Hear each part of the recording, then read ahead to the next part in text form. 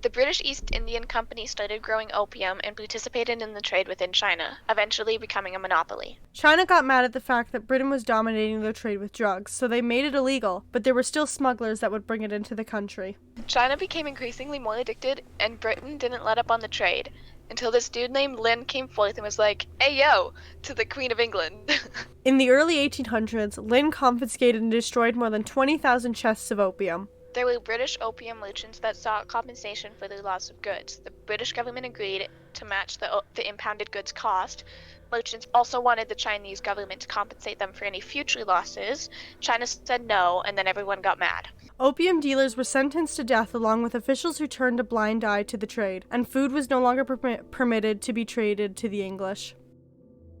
Then, these British dudes were drunk and killed a guy, and China got mad again. Then there was the Battle of Kowloon that ended in British ships fleeing to buy provisions. Then there was the Battle of Shunpai, and the Chinese were hyped because they thought they had won. However, the British government was discussing serious military action, and there was fake news being spread about the Chinese because the English are problematic. In June 1840, 16 British warships and merchantmen arrived at Canton. Over the next 2 years, the British forces bombarded forts, fought battles, seized cities, and attempted negotiations. It also led to the Qing government sending Lin into exile. Chinese troops were ineffective against the British using guns and cannons, and many soldiers committed suicide because they were unable to hold the British off. In 1842, Chinese officials signed the Treaty of Nanjing while being held at gunpoint.